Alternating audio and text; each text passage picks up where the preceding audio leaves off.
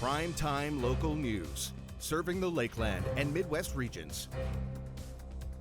Hello and welcome to Primetime Local News. I'm Lane Hoffert and thanks for joining me.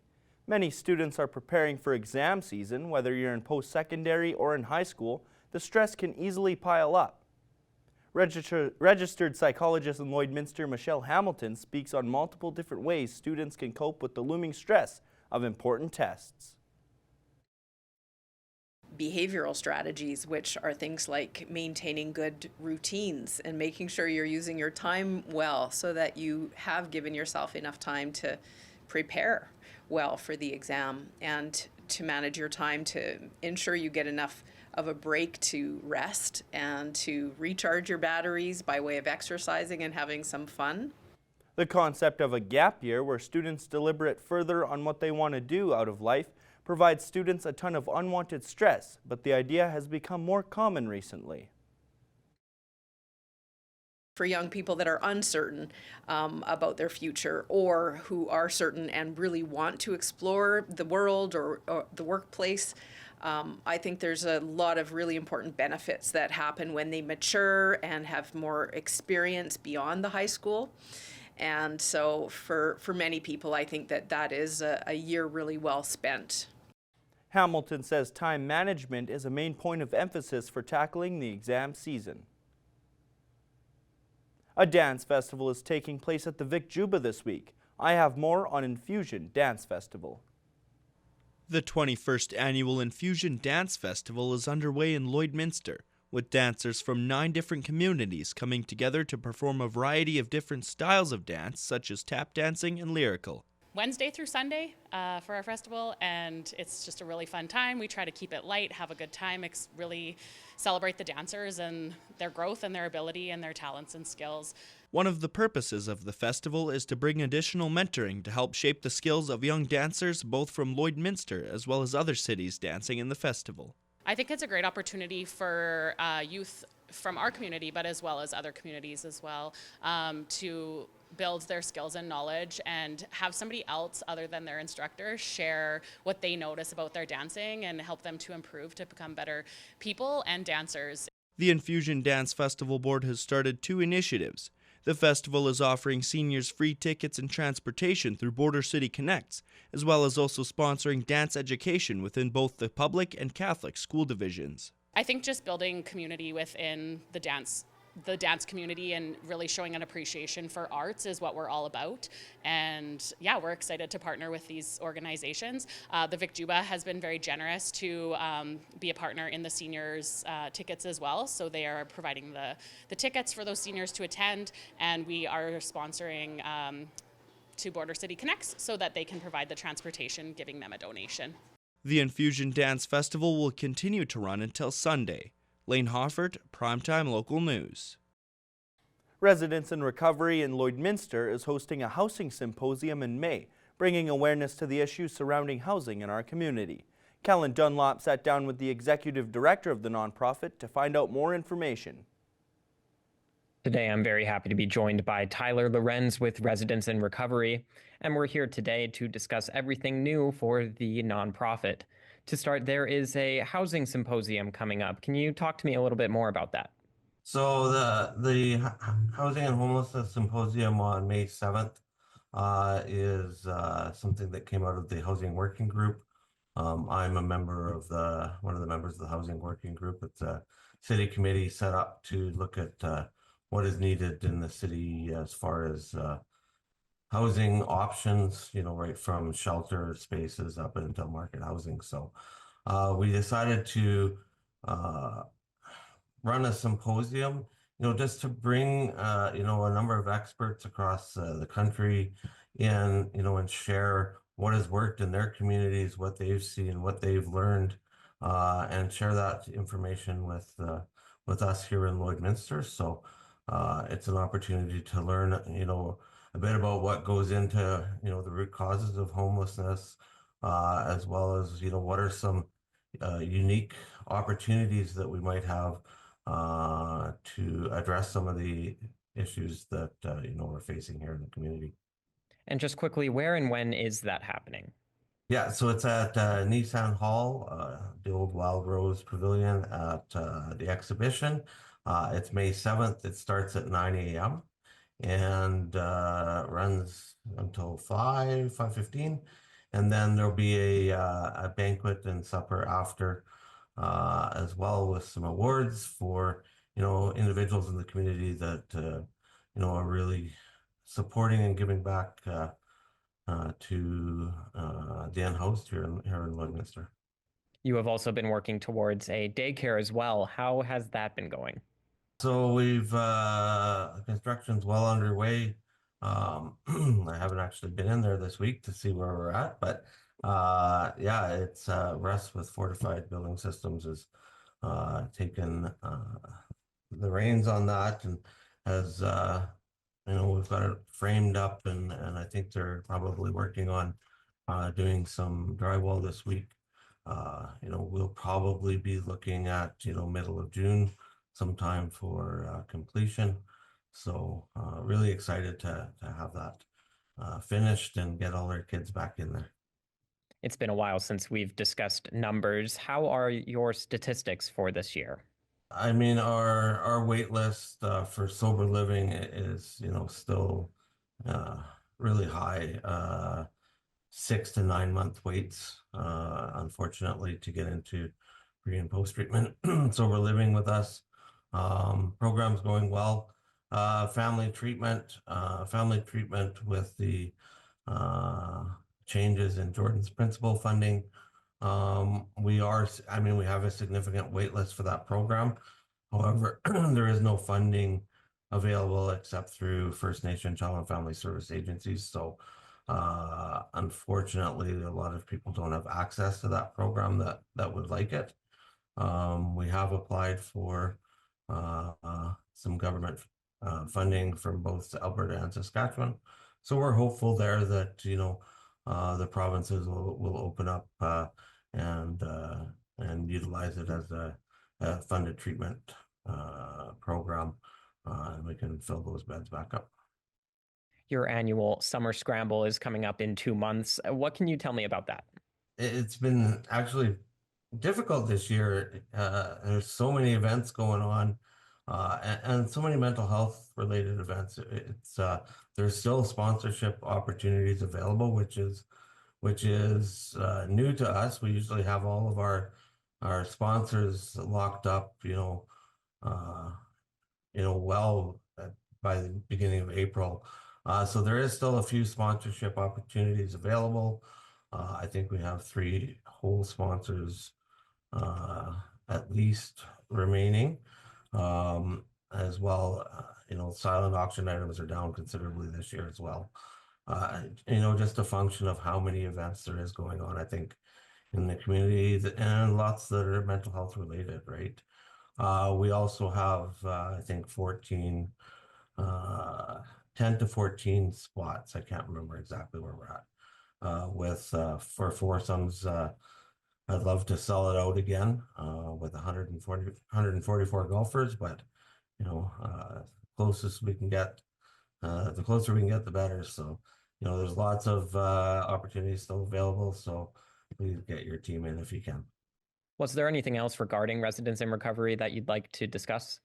Just get out and support, our initiatives. Come out to the housing symposium. I think it's going to be a great opportunity to network with people and really look at this piece of our community that we've all really been struggling with. So I think it'll be good. And that's all the questions I had. I want to thank you again, Tyler, for taking the time to talk to us today. Thanks for having me. Shaper of Worlds anthology series has released the 5th and final volume. Abby St. John spoke with the owner of Shadow Paw Press to get more on the final book. I'm very happy to be joined today by owner of Shadow Paw Press, Edward Willett. Thank you so much for joining me today. Thanks for having me on. Of course, now today we'll be talking about a series that you have edited called Shaper of Worlds, and we're going to be talking about the latest book that has come out. It is volume 5, and this is part of an anthology series. So tell me a little bit about this series and about this latest, and it is the last addition to this anthology. Well, back in 2018, I started a podcast where I interview other science fiction and fantasy authors, because I am myself a science fiction fantasy author, about their creative process. And that had been going for a little while. And then I saw a presentation at Sask Books annual meeting about someone who had kickstarted, a Winnipeg publisher who had kickstarted an anthology. And I thought, hey, I know some authors because of the podcast and other reasons. And so I got the idea that at the end of the first year of the podcast, I would see how many authors were interested that I'd interviewed were interested in being part of an anthology. And 18 of them said yes. And the Kickstarter succeeded let's see, spring of 2020, when nothing else was happening in the world, but nevertheless, it succeeded. And I've done it 5 times now. So 5 years and over 100 short stories in these anthologies. That is incredible. And it coming and having so many authors come together to be in this book and write their own short stories is amazing. Now, how was it working with a bunch of different authors in these different volumes or different series that you have released? Well, the majority of the authors I'm working with are quite experienced. I have a number of international best-selling authors, like Sherilyn Kenyon, for example, is in here, a name that people might recognize, not in the current one, but in a previous one. So, working with them, they're used to working with people. It was not a problem at all. It was just a matter of riding herd on everybody, making sure I got the stories when I needed them, making sure that I got the contracts out, making sure that I got everything edited in time. It's just what I do. I work with words and texts and publish things. That's wonderful. Now, going off of that, with your company, Shadowpaw Press, tell me a little bit about the company itself. And if anybody is watching this and is an author themselves or looking to have their work published or edited, tell me a little bit about your company and what inspiring authors should know. Well, Shadowpaw Press is named after our black Siberian cat, Shadowpaw. His picture's on every book as the logo, even though he's absolutely no help whatsoever. I started it primarily because I had 2 projects. One was a collection of my own short fiction, and one was my grandfather-in-law's First World War memoirs that I wanted to bring out. And I was just going to, put them on Amazon, and then a local publisher, Heather Nichol of Your Nicholsworth, said, no, you should start a publishing company. And for the first while, I was mostly focused on my stuff where the publisher has gone away and the rights reverted to me.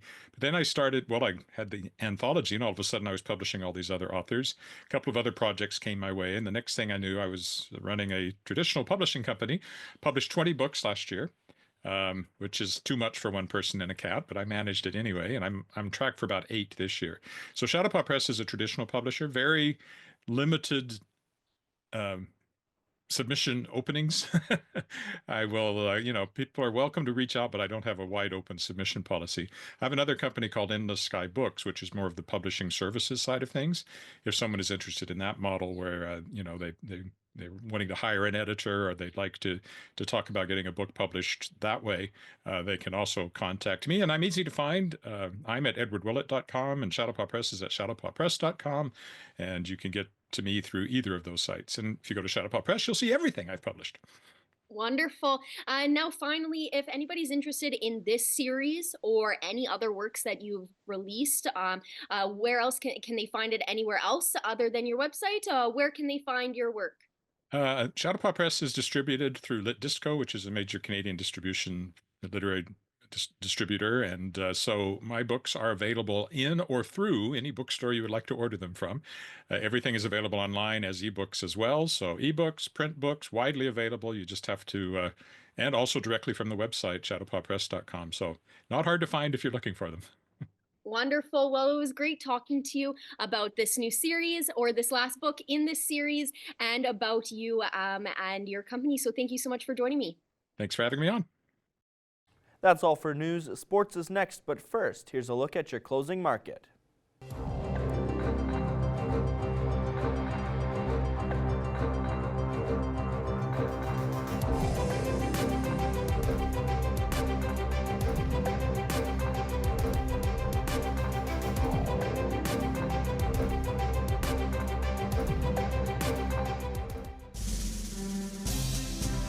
Today's oil prices are brought to you by First General Services.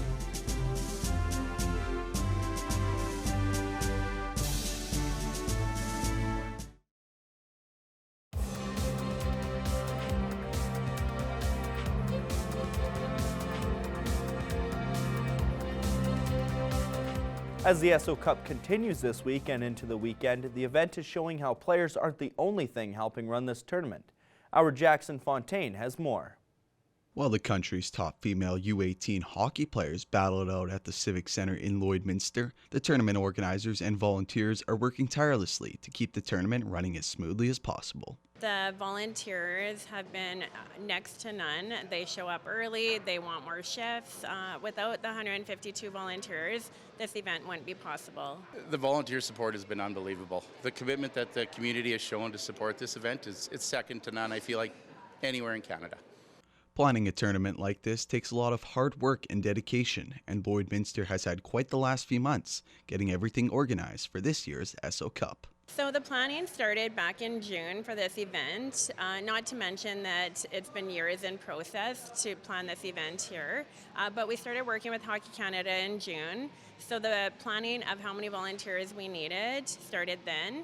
We reached out to the community in January, and there's a screening process, so we had to ask the volunteers to fulfill the screening process due to working with youth.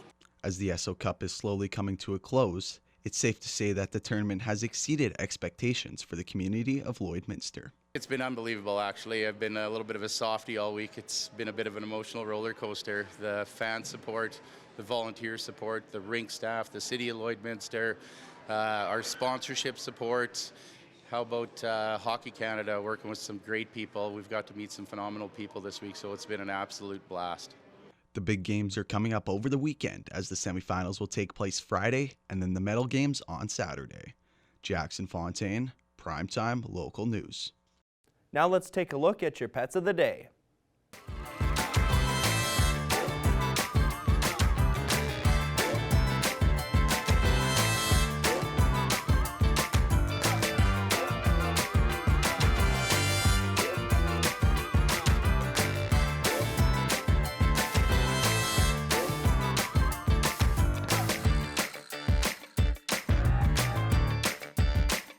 Send photos of your pet and their name to have them featured on Pet of the Day.